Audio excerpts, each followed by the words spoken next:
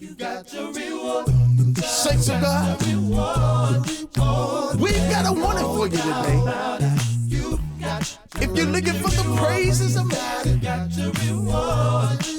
Jesus said these sad words. You've already got your reward. I'll tell them the story. The Pharisees stood on the streets when they prayed. Hello, I'm Dr. Jeremy Flowers, and I want to welcome you to another episode of Good News from the Grave. We invite you to a time of biblical information and inspiration. We invite you to this morning's broadcast, as is currently in progress. And it's all of God's children who said, Amen. How blessed are we to be God's people in God's place, to hear of God's promises, so that one day we can live with God forever in perfect perpetuity. We are so blessed to be able to assemble on this day, which is the Lord's Day. And while many of us are not able to assemble the way that we would desire to assemble, thank God that we can, even way by cyberspace, still coalesce around the throne of God and see what he has to say to our very lives and our very existence.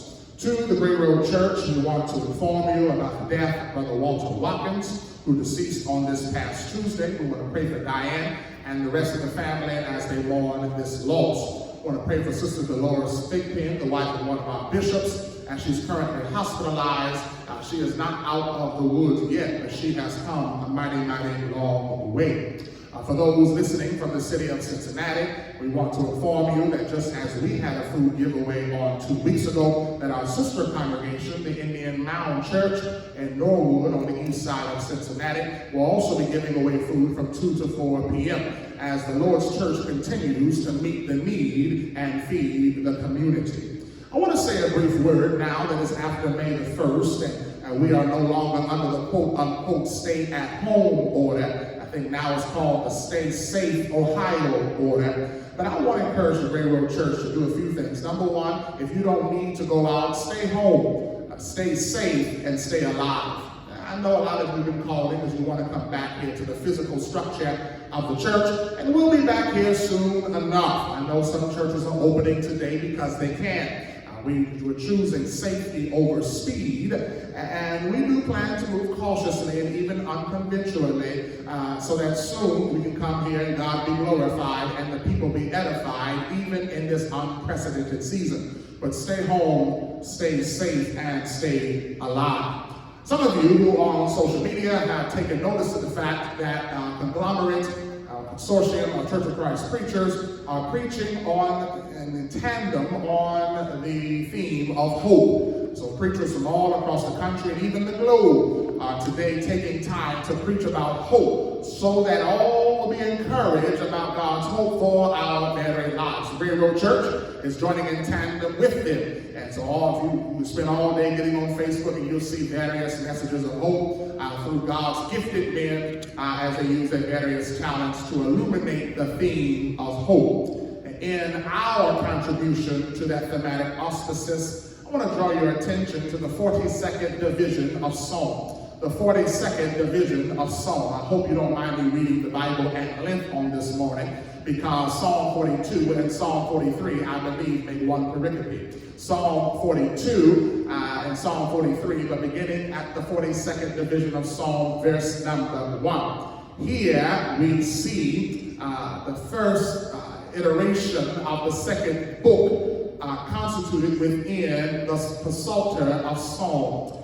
Here we enter what's called the Elohistic Psalter, meaning it focuses and changes and transmogrifies the iteration of God himself. In the first book, God is seen as Yahweh. Now he's seen predominantly as Elohim. Elohim is significant. We'll talk about that later on. But here in the second book of Psalm, we see differing authors, because the fact of the matter is David did not pen every single psalm. And while this psalm may have some anonymity, whether it's David or one of the sons of Korah, one of the musicians, what you need to see here is that a church leader is facing a common threat.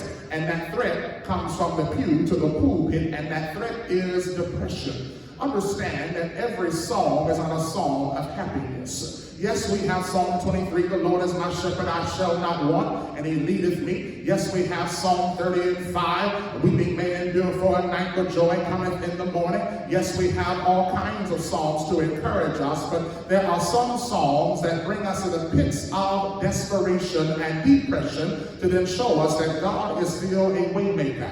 God is still a light. God is still a life raft. And one thing I like about Psalms, before I get into reading it, is the Psalms capture the oscillation of human emotion. It covers the juxtaposition of happy and sad and sadness and gladness and anger and malice. It covers all of these things so that we can then see ourselves in the text. As a matter of fact, if you want to presume that we don't know who wrote this song, then just say that you penned it. Because if you live long enough, you will experience some of what we're talking about today. The first verse of Psalm 42 says, "As the deer pants for streams of water, so my soul pants for you, O my God. My soul thirsts for God, for the living God. Where can I go to meet with you, God? My tears have been my food both day and night. While people say to me all day long, where is your God? These things I remember as I pour out my soul. How I used to go to the house of God under the protection of the Mighty One, with shouts of joy and praise among the festive throng. Why, my soul, are you downcast? Why so disturbed within me? Put your hope in God, for I will yet praise him, my Savior and my God. My soul is downcast within me, therefore I will remember you from the land of the Jordan to the heights of Hermon to Mount Mizar. Deep calls to deep, and the roar of your waterfalls. All your waves and breakers have swept over me. By day the Lord directs his love or loving kindness, and at night his song is with me, a prayer to the God of my life. I say to the God, my rock, why have you forgotten me? Why must I go on mourning, oppressed by the enemy? My bones suffer mortal agony as my foes taunt me, saying to me all day long, where is your God? Second iteration, why, my soul, are you downcast? Why so disturbed within me? Put your hope in God, for I will yet praise him, my Savior and my God. Psalm 43, vindicate me, my God, and plead my case against an unfaithful nation. Rescue me from those who are deceitful and wicked. You are God, my stronghold. Why have you rejected me? Why must I go about mourning, oppressed by the enemy? Send me your light and your faithful care and all truth. Then let them lead me. Let them bring me to your holy mountain, to the place where you dwell. Then I will go to the altar of God, to God my joy and my delight. I will praise you with the lyre, O God, my God. Third iteration. Why, my soul, are you downcast? Why so disturbed within me? Put your hope in God, my Savior and my God. If you have some time, I want to go as the Holy Spirit shall lead me, not having to preach for an eternity to reach efficacy from the thought, hope, heaven's antidepressant. Hope, heaven's antidepressant. Let us go to God in prayer. Dear kind and gracious Father, we thank you for this day. We thank you for what was, what is, and what will be as long as we continue to stay faithful. Father God, be with everyone under the sound of my voice. Father, open their minds, their hearts, their spirits, their souls, and yes, even their ears to your word coming straight from you via your manservant. Father, I am a sinner, so I ask for forgiveness of my own sins. And I pray now that upon my repentant heart, that you speak to me and yet speak through me. Father, please erase everything within my mind that is contrary to the assignment at hand. Father, let your word shine through regardless of what happens. Father, you are the composer, you are the author. Please show up right now. Touch everybody's spirits in this place as well as in cyberspace. Father, bless the audience. Father, bless the word. Father, bless your servant. All these things we ask in Jesus Christ's name. Amen. Hope, heaven's antidepressant. Here in this desolate Transjordan region.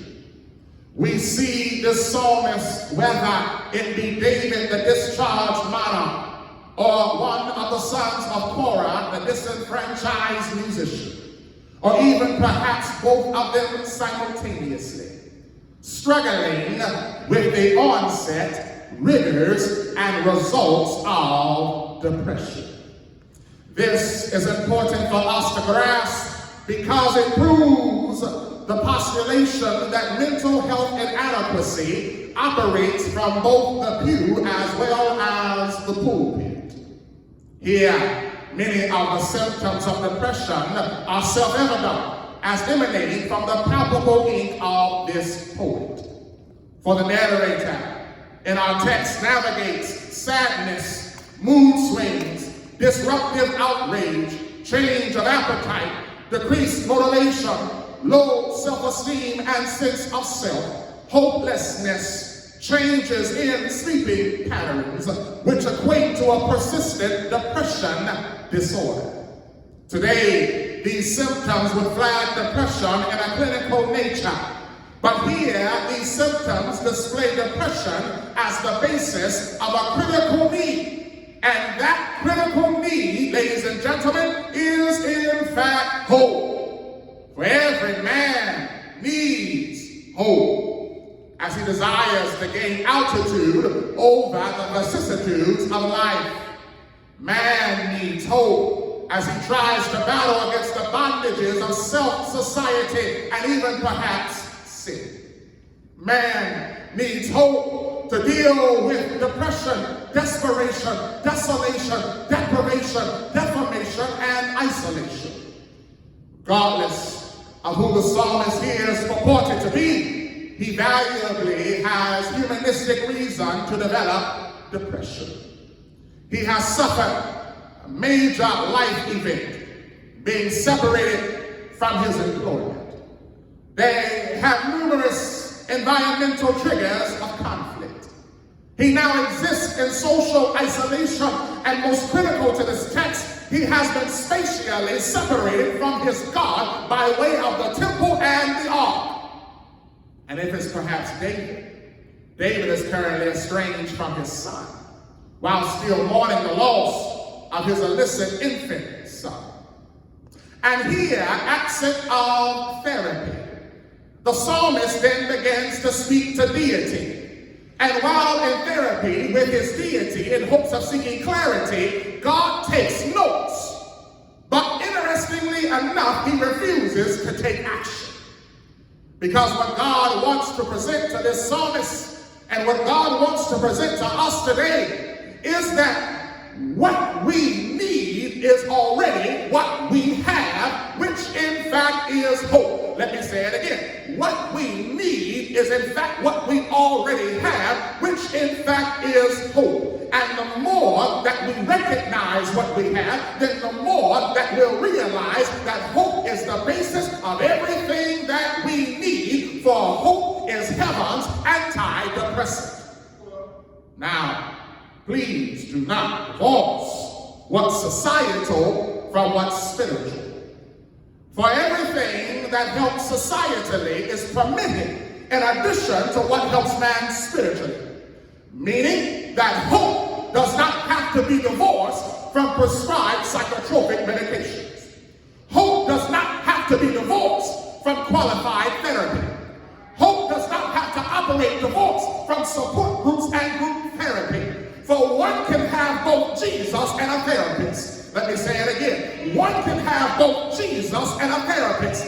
One can develop hope while being guided by medication. But I do want to purport from the posture that hope in fact must be primary and hope must undergird all of the aforementioned. For without hope, medication loses its potency.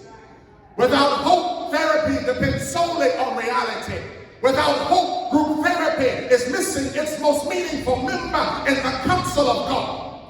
For it's God's hope that qualifies man's help. Let me say it again. It's God's hope that qualifies man's help. Now, I am not qualified. I am not qualified. I am not qualified to give the results I'm so lost. the results of Celexa, the results of Prozac, the results of Desireel and Lexapro and Cymbalta and Xanax, but I am in fact qualified to then quantify the results of hope. What are you going to tell us, Dr. Flowers, about hope? I'm going to tell you that hope will heal you even in places where you didn't even know that you were sick. Hope will put you to sleep at night. Hope will dry your tears. Hope will alienate your fears. Hope will give you encouragement in the midst of discouragement. Hope will desensitize your ears in the presence of other folks' mouths. Hope will help you manage the waves and the breakers of life. Hope will help you in the midst of hell. Hope will give you calm in your chaos.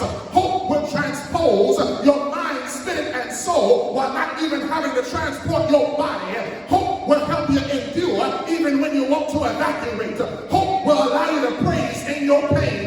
Hope doesn't need a doctor's note or a diagnosis because everybody needs hope. Hope says keep holding on even when you don't see anything happening. Hope says I'll transform and transmogrify to be whatever you need when you need it. Meaning what? Sometimes hope says you can hold on to me. Sometimes hope says you can sit on me. Sometimes hope says you can lean on me. Sometimes hope says you can depend on me. Hope says I can meet you in the morning, in the noonday hour, in the evening, or even in the middle of the night. Hope says I'll catch you when you fall. Hope says I'll dive after you drown. Hope will be present even after I falter.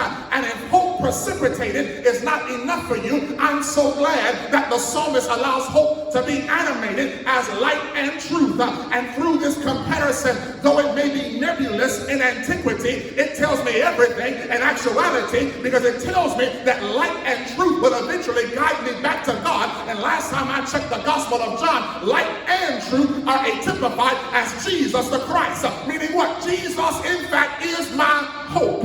Meaning that in times of isolation, desolation, desperation, which summates and summates to the psalmist's depression, that hope animated, hope as Jesus, hope as an antidepressant, hope will find me, hope will bind me, hope will save me, hope will support me, hope will defend me, hope will transport me. Meaning what, Jeremy? That hope sends hope to give hope, and once I grab hope, then hope will transport me by way of everlasting hope by Jesus the Christ to the very presence of God. I don't know about you, but that gives me hope.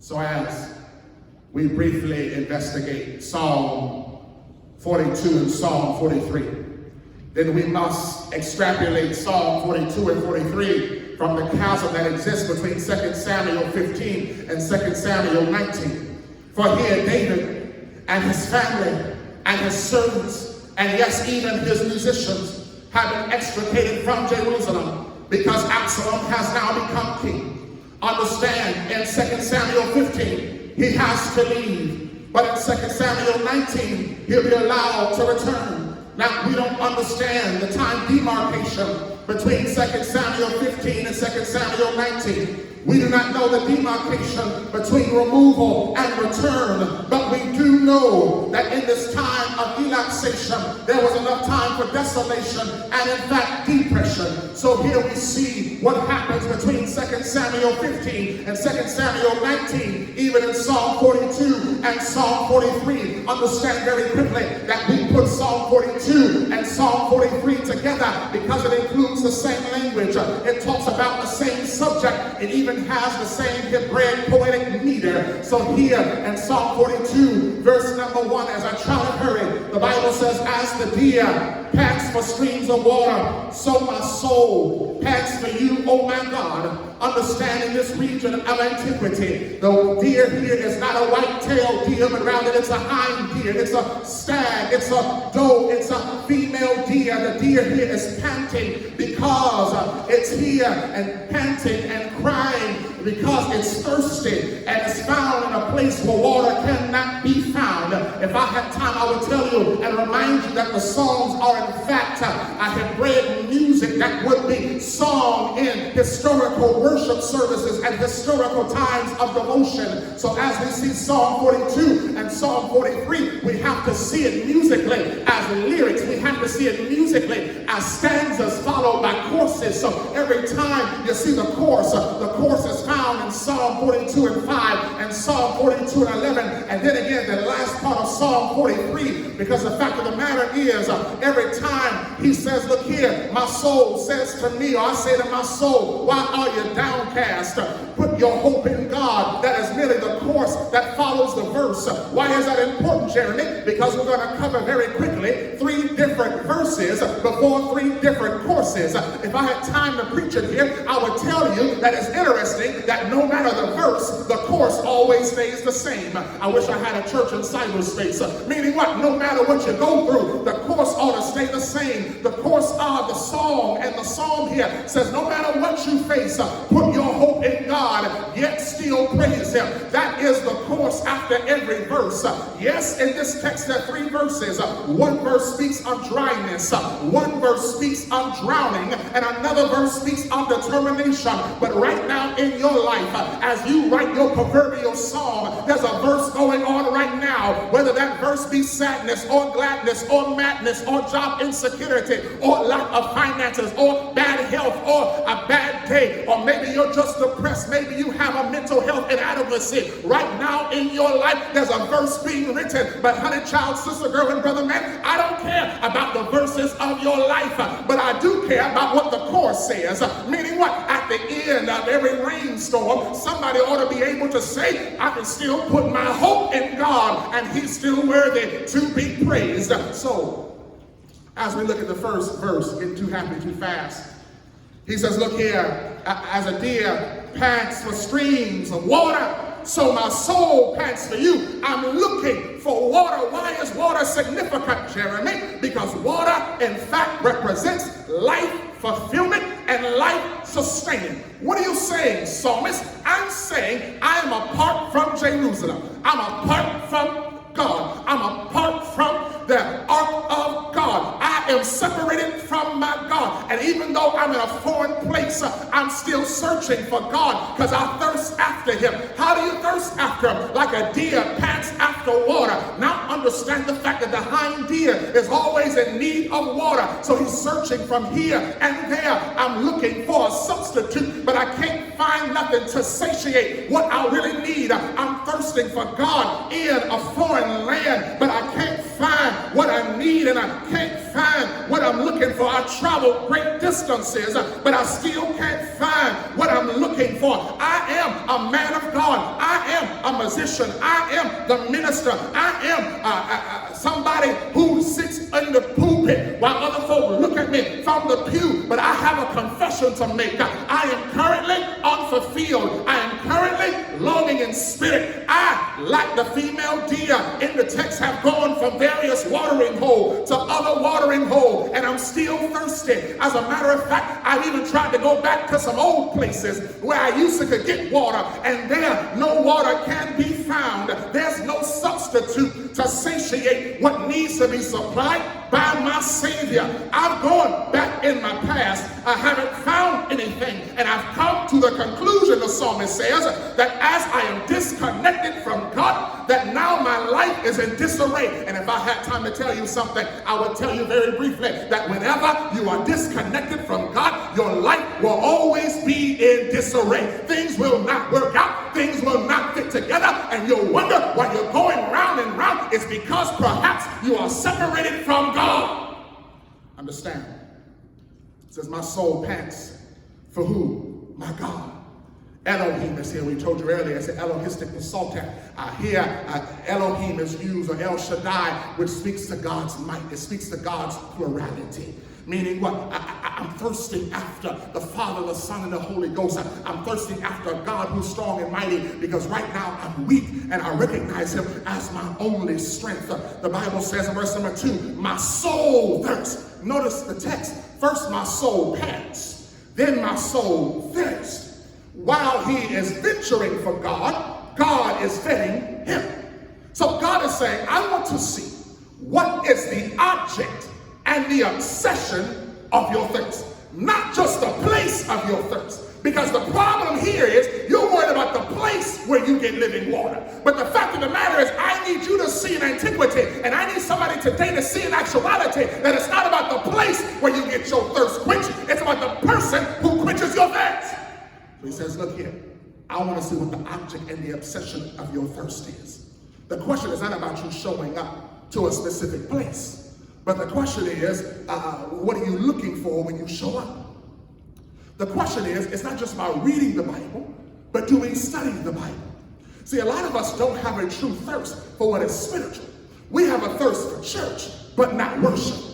And see, the fact of the matter is, when we look at that, we see that a lot of us don't have a thirst or an appetite for that which is spiritual because we've never had a debut to that which is spiritual. Because once we get an introduction to the spiritual nature, then we form an infatuation to that which is spiritual, and then we desire a satiation to be satisfied by way of spiritual things. He says, my soul is thirsting. My soul has panted. I've looked for the proper place. But here the text tells us of the proper person, because once we identify with the proper person, then the proper person will take us to the proper place. Looking for God, for the living God. I'm in a foreign land. Their God's not my God. I need a true God. Yeah, I could probably go to church in this region, but I can't go to worship in this region. Where can I go and meet with God? Can I tell you something today? It's not about where to go to meet with God, but God, in fact, will meet you. See, understand, he's saying, where can I go and look at God? He's looking for a place of worship, but both to him then and to us now. What is be superimposed is not the place of worship, but the person of worship. For the place means nothing devoid of the person. Some of us are so used to coming to this place that we never met the person. Therefore, we fell in love with church and never fell in love with worship. Because as long as we had somewhere to be, we never correctly identified with the Christ. Understand, now the place is important, but the place is never to be put over the person. The place of worship brings ritual worship. The person of worship brings relational worship. Meaning what? Some of us worship out of ritual instead of relation because we never met the man to have a relationship with. We went to the place and did the ritual. We went to the place at 10:15 every Sunday. We went to the place and had 3 songs, scripture, prayer, 3 more songs and sermon, but we never met the person. Therefore, we have a ritual that works and a relationship that doesn't. Why is it important, Jerry, to have a relationship with God? Because you're going to have the ups and you're going to have the downs. You're going to have times where you're in love with God, and you're going to have times when you question God. You're going to have times of jubilation, and you're going to have times of tears. And any quantifiable relationship has to have the oscillation of emotion. That's what verse number 3 presents. It says, look here. As I seek to go from ritual in a place to relationship with a person, let me tell you about myself as I'm separated from God. I'm depressed. I have continual sadness. I ain't talking about under 2 weeks. I'm talking about clinical depression. It's been this way for a while. As a matter of fact, if you read 2 Samuel beginning at chapter number 15, they were crying as they were leaving Jerusalem. I've been crying for a long time, both what, day and night? So much so that my tears have become my food. I can't find fresh water. I can't find true life. All I taste is sadness. And if all I'm eating is my tears, I'm only recycling what I already have. I have nothing new. I have nothing fresh, because when I disassociate from God, there's nothing new coming into my life. Can I tell you something? Some of us try to divorce our emotions from our ecclesiology. That's not how God works. God, in fact, is emotional. His son, Jesus Christ, is emotional. He formed us from the dust to be emotional. God wants us to cry out for him, to long after him, to fear him, to love him. God designates emotions. Your emotions do not have to be divorced or devoid of your ecclesiology. Even if you look here in the text, I gotta hurry. The psalmist goes through an oscillation of emotions. He goes from desperation to depression to hopefulness to despair to anger to praise to anger again to despondency to praise. All these things happen, and not only are they in oscillation, they're also in juxtaposition, because you're going to see some sentences and some verses where he seems to go from one mood swing to the other. He says God is good. At the same time, why have you forgotten me? And while we see the psalmist as weak for this, honey, child, sister, girl, and brother, man, if you are in a relationship with God long enough, you're going to have the same feelings. Sometimes, even in the same day, our mood toward God changes. Sometimes we wake up praising him, and we end up at lunch defaming him, and we go to bed at night praising him again. Why? Because we are, in fact, humanistic frailty. But thank God for his consistency. And that's really what the psalmist does all three times in the course. He praises God for his consistency, because we in fact have fallibility. We change, we transmogrify, we are always different. But God in fact is still the same. Now, my tears become my food. People say to me all day long, where's your God? Why? Because I'm in a foreign place. They know who I worship, but they wonder why the one who I worship has not yet delivered me. I've been telling them that God is coming, God is coming, God is coming, but he has not come. I've been telling him that God's going to rescue me, but he has not rescued me. And I'm going to tell you something. The psalmist would say, part of my depression is everything that I heard, everything that I read has not yet come true. I've read Psalm 23, that the Lord is my shepherd, but where is he now?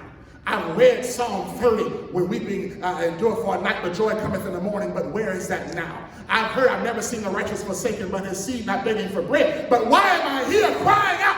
I have a problem, because God's word is not yet directing my way, and the people around me. See, something is amiss now publicly that has me defeated privately. People all around me now see. They feel that my God isn't working. I'm calling out, but I have not yet been moved out of this situation. I'm still in a foreign land. I'm not yet in Jerusalem. I'm separated from my God. I'm separated from the ark. I don't have a job right now. I'm dealing with a divorce right now. I'm having a desertion right now. I'm feeling isolated right now. As a child of God, how do I look in the midst of all my non-Christian friends? Lord, I'm calling out to you, but everybody else is saying, if you're so holy, if God really loves you, then why has God not yet moved you? So the fact of the matter is, I'm further depressed because I'm in a situation that's desolate. And not only that, but look here, at least if you're going to put me amongst people, can they help me instead of hurt me? And God is saying in silence that sometimes I'll take away any helpers that could be around you, so you didn't realize that I and I alone am your help. So in verse number 4, the Bible says, all right, look here. I'm depressed. I'm in despair. People around me are defaming you. They're defaming me. But in the midst of all this, I can hang my hope on something. These things I remember as I pour out my soul, how I used to go to the house of God under the protection of the Mighty One with shouts of joy and praise among the festive throne. What are you saying, psalmist? I'm saying it's the remembrance of true worship that keeps me balanced in the midst of depression, isolation, and humiliation, even in a foreign nation. The things remembered are those when I used to be able to go to the house of God with free access, when I used to be able to frequent it on festive occasions, when I used to be able to celebrate the holy day. What are you trying to say in antiquity as you speak to both you and me in the year 2020? He says, I miss collective worship. And I know he ain't the only one this morning. There's somebody right now who's a member of Great Road, and you are sitting in front of a screen and you're doing it because you have to, but you miss collective worship. Can I drop a word here that's not in my notes? Some of us don't know how good it is until it's gone. Some of us did not appreciate coming to church. We didn't come on time. We didn't come with the right heart. We didn't come with the right spirit. We said, well, I figured it'd always be there, so I ain't got to get there. We sung the songs like luster. We heard the sermon, but we scrolled simultaneously on our phone. We treated communion as just another act of worship. We didn't want to give. We didn't want to give right. But the fact of and we left early after the sermon and before announcement. Oh, but child of God, don't you miss worship right now? You didn't know how good you had it until it was gone. This man says, I miss collective worship. I used to be able to go to the temple, but now I've been separated from my God physically. And see. He says, look here, I miss the crowd. I long for the congregation. I crave the connection. I'm missing that. Yes, God is the object, and the person is more important than the place. But honey, child, sister, girl, and brother, man, don't you dare delineate the place. Don't you then demean the place. Hebrews 10, 24, 25 are there for a reason. There's something about collective worship. I need him first, but I need you. Even as I grow closer to him, understand the power of collective worship. Worship is not something that's to be on your schedule, but rather worship is something that feeds your spirit. Worship is more than just an occasion, but rather worship is a submission. This man wants to meet with God in a physical place, but God says you can meet me right where you are. He says, look here, my depression, my anxiety is heightened. I'm divorced from your presence, but I feel like I'm divorced from your word because your word is not showing up right now in this season. Now understand, this is the first course of 3 courses. I'm going to preach probably harder the first course and go ahead and apply it to the other 2 courses as they are the same. The first course, verse number 5 says, why, my soul, are you downcast? Why so disturbed within me? Can I tell you something? As the psalmist speaks to God and hears the silence of God, he then begins to speak to himself. Sometimes, church, you have to learn how to talk to yourself. Sometimes you gotta learn to talk to yourself. I know other folk may look at you crazy, but sometimes you gotta talk to self because self may be the problem. Here, the outer man coaches the inner man to get back into the game. The inner man is saying, well, hold on, wait a minute. We got all these problems. And the outer man tells the inner man, no, focus.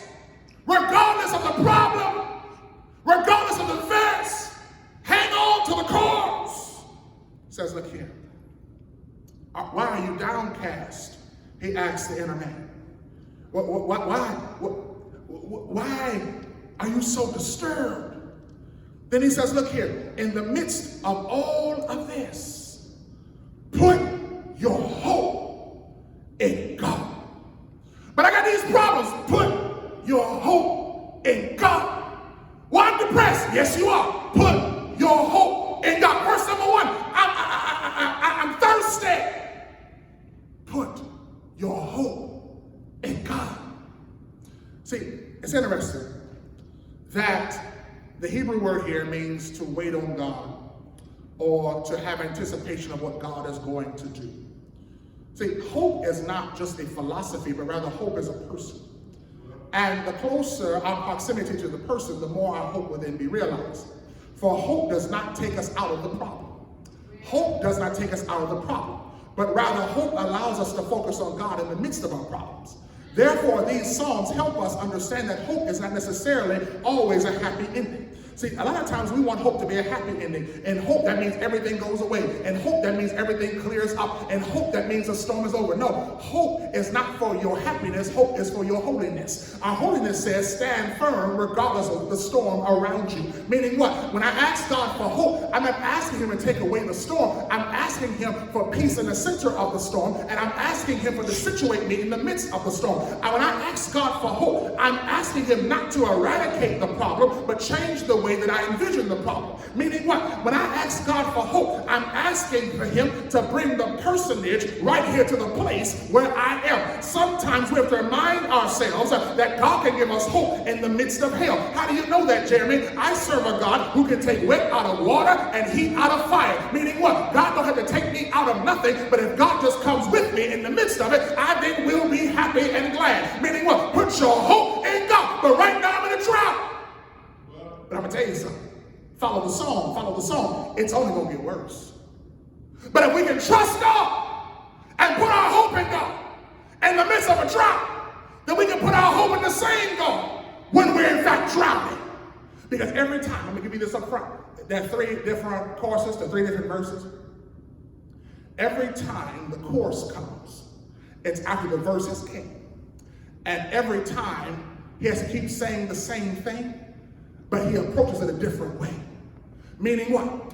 Somebody would say, well, I got to keep telling myself to put my hope in God. Yes, you got to talk to yourself, but sometimes when it comes to God, you got to tell yourself the same thing over and over again. Meaning what? It's still the right thing, even though life is going in the wrong direction. But the more you tell yourself the truth of God, the more you tell yourself the reality of God, the more you confirm the stability of God, the more you put your hope in God. The next verse says, the more you praise God in the midst of your pain, then guess what? God doesn't have to change the problems of life. He changes you. So therefore, as you get through with every verse and come back to the same course, after you go through every vicissitude of life and come to the reality that no matter what goes on, I must praise him. No matter what must go on, I must put my hope in him. Guess what? It doesn't have to change because I've changed. And every time I go through it, when I come to the fact still stays the same. My hope must be in God. My praise must be in God. And when that is constant and consistent, I'm not worried about what's oscillating in my life.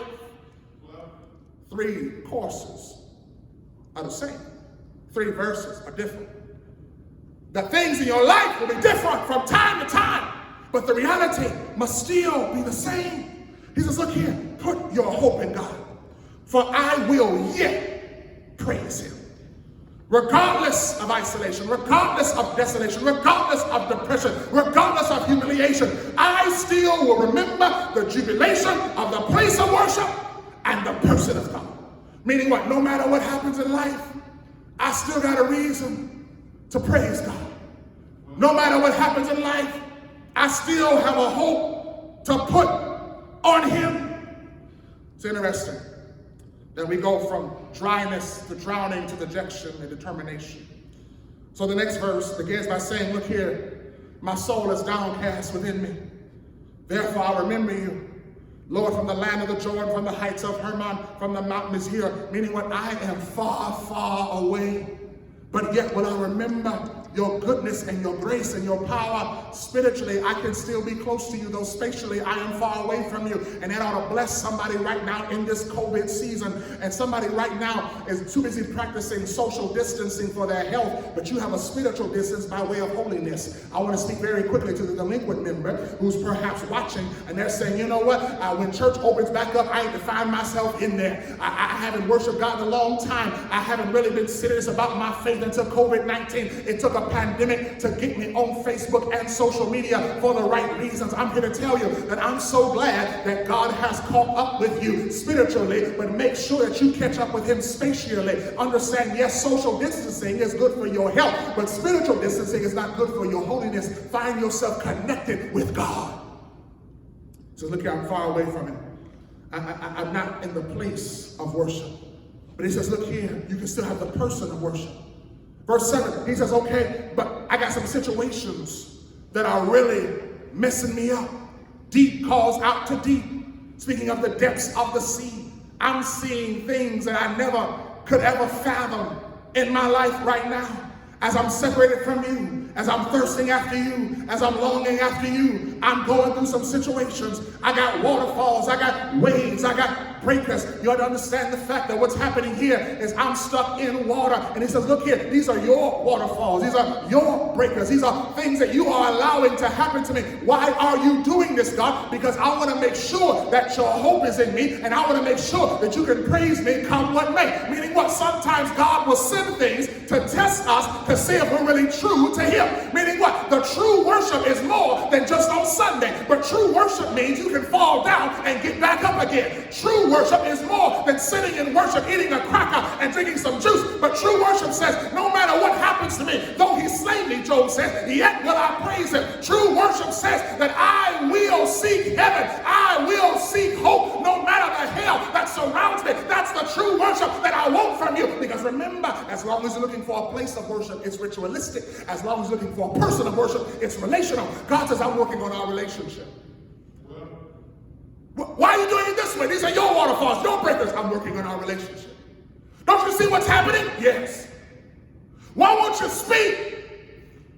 Because you're going to find the conclusion that what you're looking for, you already had, which was hope. But in this water, what's happening is it swept me off my feet. Good.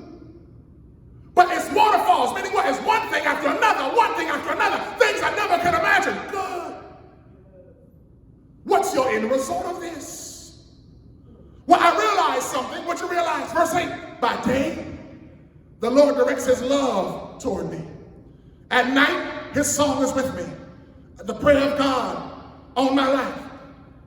Meaning what? As I'm going through hell and hardship, day by day, situation through situation, going through things I can't fathom, I still feel that though I'm away from the place, that for some reason the person keeps showing up. In the daytime, he shows me his love. At night, he shows me songs and worship. Meaning what? Even though I'm away from the place of God, the person of God keeps showing up. For the person who's delinquent, you may be far away from God, but hasn't God still been working in your life? For the person who's faithful, haven't you been going through some stuff, but God has still been showing up? Yes, you don't have a lot of money, but hasn't God still put food on your table? You have not the best health, but hasn't God kept showing up at the hospital? Yes, you might not have a good marriage, but hasn't God kept you out divorce court? Yes, your children may be disobedient, but hasn't God kept them out of jail? Meaning what? Even when I'm going through hell, God allows a little bit of heaven still to shine through. Yes, I'm going through this relationship that keeps on oscillating. Yes, I keep on having waves and breakers dash, but for some reason, every time I wake up, God allows my eyes to open. Every day I wake up, God still shows me and touches me with his finger of love. At night, I'm allowed to sleep. Why? Because I can sleep in worship to God. God keeps a song in my mouth. God keeps a prayer over my life. Yes, I'm going through all these things, but God has never left me. Then he does something in a mood swing that shows us his depression. He says, look here, I say to God, my rock. Why you call me your rock? Because you're showing me love and you're showing me worship in the midst of my trial and my tribulation. But I got a question. The question is, you're so good to me, but why are you ignoring me? How can you say in the same breath that I show you love, I give you a song, I give you a prayer? How do you say I'm good to you, but yet I'm ignoring you? See, the problem is you think I'm ignoring you because I'm not doing for you what you want me to do. And that's not how I work. I do for you what I want for me. I'm bringing glory out of this. You think I'm ignoring you because I haven't wrote your story the way you thought I should write it. And the fact of the matter is, I have not forgotten you. Well, I keep on mourning. I keep on being oppressed by the enemy. I've not forgotten you. Well, it's so bad that what they say to me brings forth a physicality. It hurts as my foes are taunting me. But look here, though it hurts, my verse number 11 is still true. It was true when I was in a drought. It's true when I was drowning. Why, my soul, are you downcast within me? Why are you disturbing me? Put your hope in God, and I will yet praise him. Why? Because hope does not have to eradicate problems. It changes the way that I envision problems. Well, then the latter part of Psalm 43, he gets angry again. See, this is amazing. I'm drowning, but God, you still love me. God, you're my rock, but why do you ignore me? Why do you allow my foes to come get me? But you know what? I put my hope in you. You know what? I'll praise you anyhow. You know what? Now I'm angry again. Why do I serve these enemies? Why won't you vindicate me? Why won't you come and serve as judge, jury, and executioner? Why won't you plead my case against an unfaithful nation? Why won't you rescue me from those who are deceitful and wicked? I thought you were my stronghold. Hold on, wait a minute. Now you're going from negative to positive. What is it with you? What is it with me? I do these same things. I put hope in God in one moment, and then I look at my hell the next moment. I'm strong in faith one moment, then I'm weak in faith the next one. You ain't got to say me. I'm talking about Jeremy Flowers. I can preach hope, but it's hard to be a practitioner of hope. I know he's able until I'm no longer stable. I can shout on Sunday, but then I can succumb on Monday. And somebody was saying, why do you have these oscillations? Because I'm human, but I'm so glad that as a human I have hope, and hope connects human to heaven. Why have you rejected me? Why must I go on mourning? Then he says, you know what? He says this in antiquity, and it's interesting for me in actuality. He says, look here, send me your light and your truth. Let them lead me to your holy mountain, to the place where you dwell. Then I will go to the altar, my God, the God of my true joy and my true delight. I will praise you. Oh my God. I want to get back to the place where you are. But I need something to get me there. What's going to get me there? Your light and your truth. Let them lead me. See, you see two separate entities. I see one divinity and one deity. I see Jesus. I see the light of the world. I see the way, the truth, and the light. I see perfect truth and perfect light coming even in antiquity, coming even right now to you and me and saying, look here, though you're far away, I will guide you from hopelessness to hope, because I, in fact, am the animation of hope. And when I bring my hope to your hopelessness, I will take you to a place where you can truly worship God if you accept hope, if you accept Jesus the Christ. Why? Because Jesus Christ is our hope. Hope is our antidepressant. No matter what we face, no matter what we go through, we must still have hope in hope, because hope is the undergirding of everything that we need to get us from depression toward dedication. Let them lead me to the place. When I get there, I'm going to praise you. And guess what? I'm going to still have the same song in my mouth. Why, my soul, are you downcast? Why so disturbed within me? Put your hope in God, and I will praise you.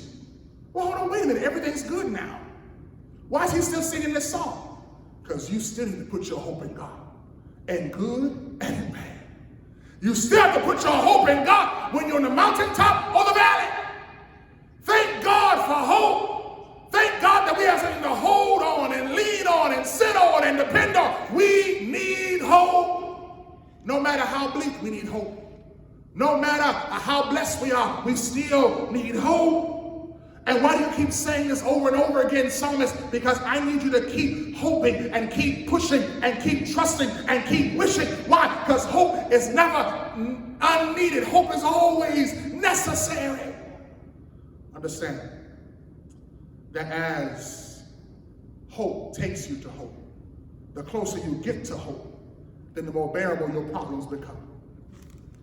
Now, it's interesting, again, that he doesn't have a happy ending here, because notice that the psalmist never leaves this region. He finds hope exactly where he is.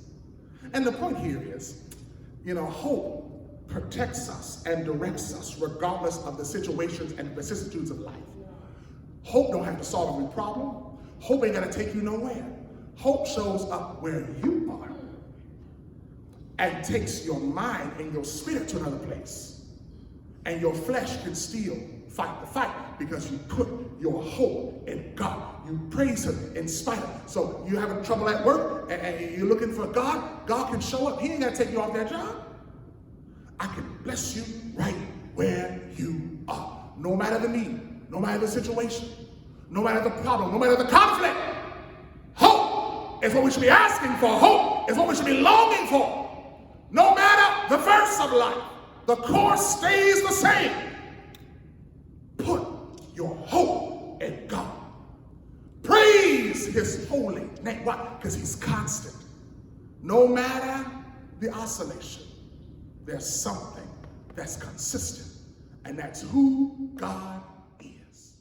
We want to thank you for joining us for another episode of Good News from the Grave. We invite you at your earliest opportunity to join us here at the Gray Road Church of Christ. At the Gray Road Church, you will find a biblically based, loving, and authentic body of believers in a multi-generational environment.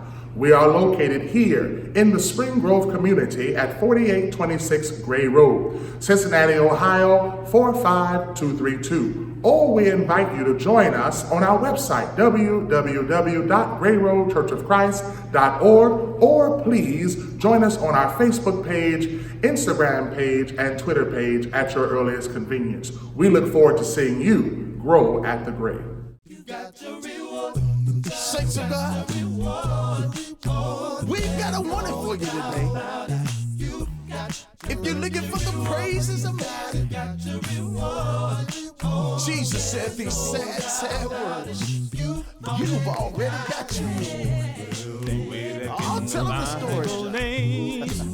The Pharisees stood on the streets when they prayed. They would say the same prayers over and over again.